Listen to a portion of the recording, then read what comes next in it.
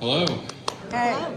My name is Matt. I was one of Richard's students at ECHS High School. And he had a really big impact on me. But a couple of years ago, I was at the Carrollton Arts Center. And, sorry, I took a bit down. So my girlfriend, for the better part of a decade, lives really close to here in Roofville. And her brother was playing a show at the Carrollton Arts Center. And as I was walking around, I saw something that I recognized as a sculpture. And I walked up to it and it said, "Richard Scott Hill" on it. And I was like, wow, haven't thought about him in a while. I bet that old coot, if he's still alive, has a landline. And I can look it up on Google. Lo and behold, it was For 40 on Google. years. For 40 years. Yeah, 40 years. I called it and Carol answered, and eventually I heard Richard's voice and he remembered me, and then we set up a little thing where I gathered some of his students from the class and we all went over and saw a bunch of his art. I showed him some of my art. I finally got to meet Carol, of whom I'd only heard about before, specifically when I was working at Wolf Camera. Oh, He would call and he would say, you got those new lenses in? Like, yeah? Okay, put my name on it. Don't tell my wife. But he also told me once that staying focused on art was really hard to do, and it was a lot easier if you had somebody that helped you stay inspired in your life. And if it's not clear, I think you meant you. oh, okay. He was a very unique teacher, and remember one time, this is the first time this ever happened in art, we'd gone in class, and he had a slideshow of all of his work. I hadn't seen any art from any of my other art teachers. I mean, one of them taught Spanish as well. And so I was pretty blown away by it, and I remember asking him afterward, I was asking him about the sculptures he'd had of glass that were like orbs. And he knew that I'd recently lost my mother, and he told me that he had a dream. I might get this a little wrong, but this is how I've been telling it. So Yes. Okay, go with that. he said, I lost my mom when I was a young man, and I had a dream. She came to me in the dream and she gave me a book. And I was flipping through the pages and it was just beautiful art on every page. And I was like, wow, this is really fascinating. Who is this? Who made all this art? And she said, you did, Richard. This is all your stuff. Well, you just haven't made it yet. And then he said, I've been making art from that book for 30 years. I don't know. He and then he said, he told me that story because he said, I think that you're gonna see your mother again someday, and maybe she'll be able to give you some guidance. Wouldn't that be cool? And a lot of people have told me things over the years about my mom, and usually, she's in a better place, how much she loved me, and he usually kind of pissed me off. But Richard, when he told me that'd be pretty cool if I saw her again, and he was right, I did. I won't go into it because this is about him, but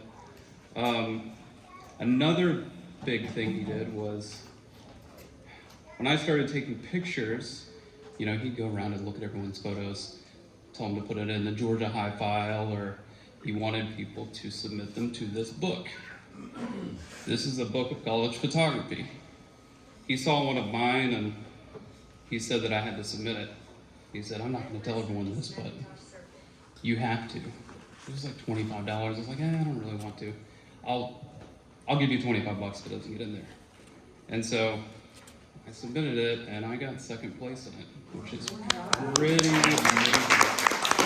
Oh, I remember. And then he asked me what I did. He's like, how much did they give you? And I was like, $500. It's like, all right, don't spend it all in one place, specifically with a fake ID somewhere or with some dealer in a trailer park somewhere. You make sure you invest some of that into art, and then if there's some left over, you can do some of that stuff. But yeah, that was a really big deal. I got a couple of funny ones, I think, that one time I called him and he said, "Hey, Matt, can you hear me?" And I was like, "Yeah, I can hear you good." "Good, because I'm inside a tree right now." It's like, "Oh, all right." And I don't think that part of the family knows like how much he touched people in really humorous ways, because I've told so many stories about him over the years. But one time I was in his class, and there was a student that had a picture on the front of his binder, and it was just a drawing of this old man, and it said "Miyashi" on the front of it, and he was holding a telephone, and he was like, "People used to talk like this, isn't that wild?" I was like, "People didn't talk like that, that's like a comedian, radio personality, something. Let's ask Mr. Hill." So we asked him, and it's like, "Do people used to talk like this?" And he goes, "It's like this, you're in Gatlinburg, and the kids say, we want 10 pizzas. I want to ride the fast car. I want to ride the do-to-do. I want to ride the big thing. And then the fast car comes and you're all out of money." And I was like, what in the world is going on right now? What does that mean? And he would say just things off the top of his head. Sometimes it made no sense, but we would tell them to each other. And over time, we started calling things that were really expensive the fast car. And so, for instance, we're on a road trip across the country. Somebody wants to go to Vegas. We're like, we don't have money for that. And then somebody that doesn't even know him, never even met Richard, says, "No, we can't go there. That's the fast car." And so, he's touched a lot of people. I feel like I'm taking a lot of time here. No, you're good. So, after Carol called me to tell me that Richard had passed, I saw that I had a voicemail from him. Oh. That somehow I'd missed it. So I listened to it, and I told him about this trail. It was in Atlanta that had a bunch of doll heads on it. It's called the Doll Head Trail. And he said he wouldn't be able to make it to it. He couldn't walk that far anymore. But he said, also, so I wanted to tell you that I know most of my students that I know haven't pursued art, but I think you really have worked hard at it and doing that and making really good stuff.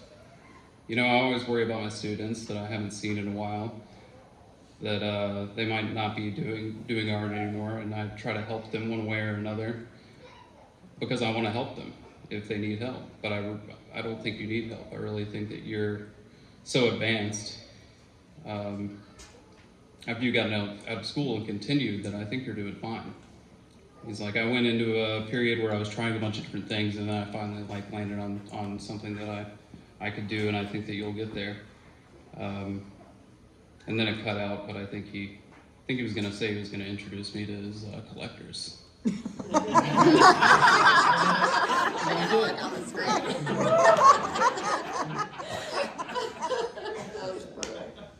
And then the last thing, this really cracked me up when he said this. There was a point where there was a girl in class that he would call and dictate stories from his life to, and she would write them out because he said that he was going to write a memoir.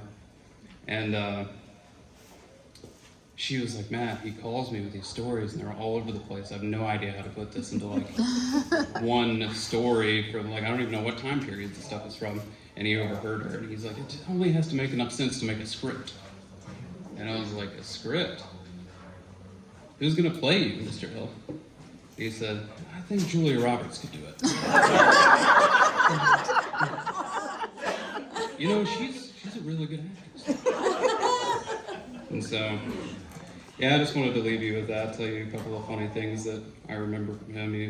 He made a really big impact on me, and so much so that I hunted him down years later, and it was so nice to connect with you, Carol, and see your place, and yeah, it was really great. He was a great man. Thank you. Thank you so much.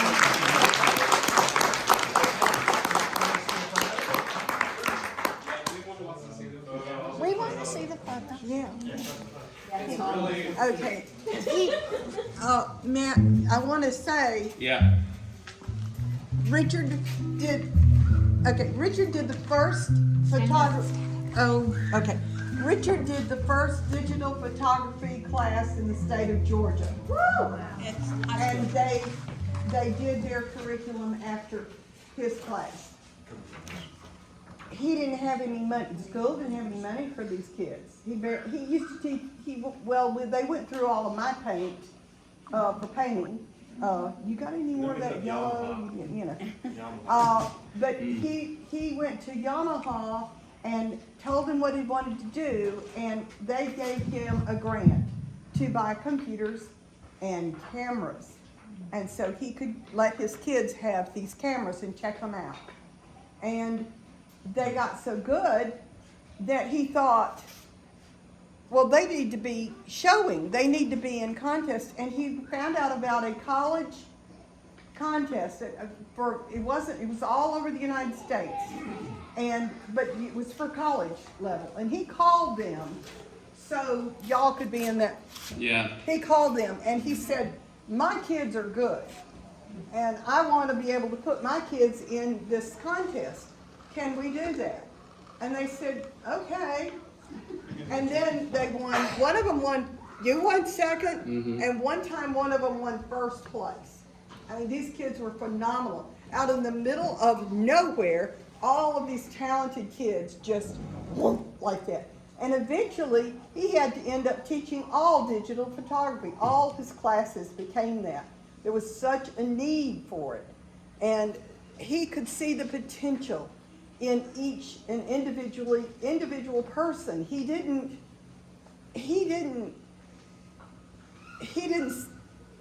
put a wall up and say, well, at this stage, everybody ought to be doing this. He met people where they were, and then he helped gently bring them to what he felt like what they needed to do, how they needed to grow into an adult, the best adult that they could be.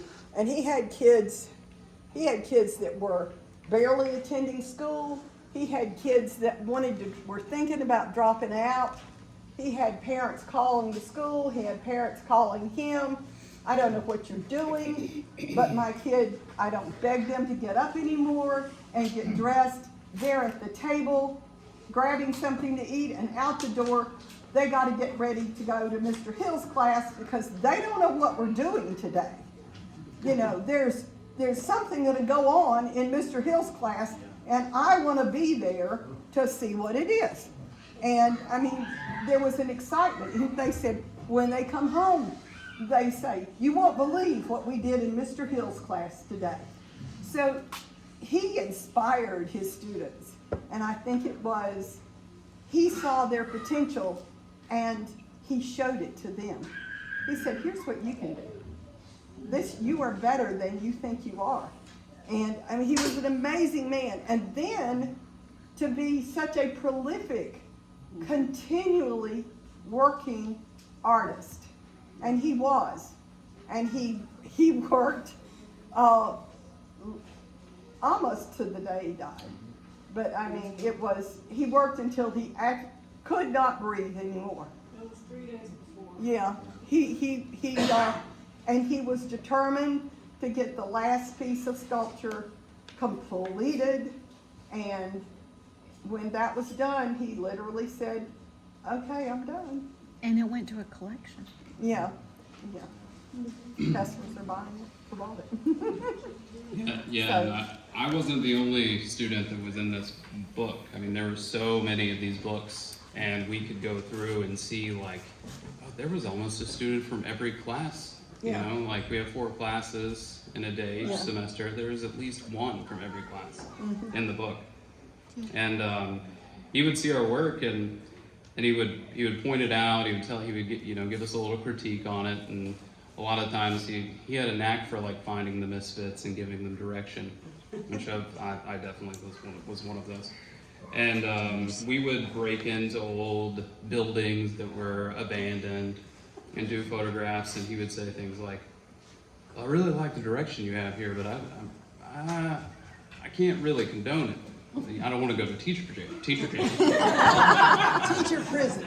Teacher prison. And so my photograph was actually in Noonan of this old factory that was abandoned, and I found a dog that had died in the stairwell, and the way that it had mummified, I got at the top of the stairwell and it smelled god awful, and I shot directly down on it, and he just saw the picture on the screen as I was like loading it in, and he asked me what it was. He's like, it almost looks like a cave drawing. You have to submit that. And even though it's kind of morbid, that is what I submitted, and I got second place.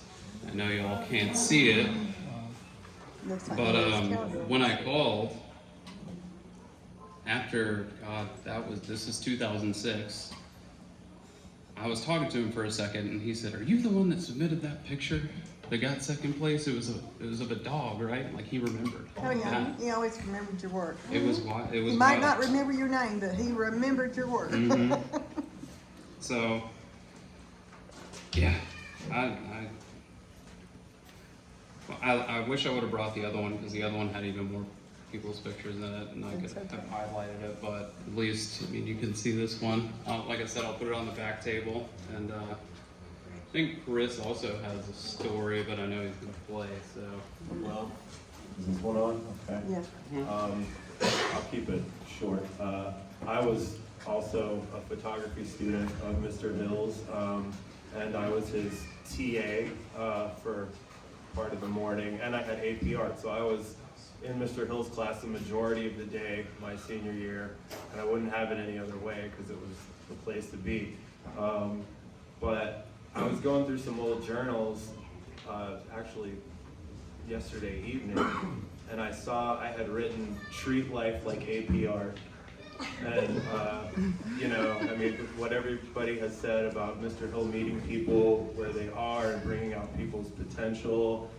And I don't know where my head was at when I wrote that exactly, but I think it's, you know, to just have that same kind of care with yourself. And that's, you know, I'll always remember him for that. That's a nice image. He would come up behind you if you were working on something. He knew you had something, and he'd say, "That's a nice image." This is a nice image.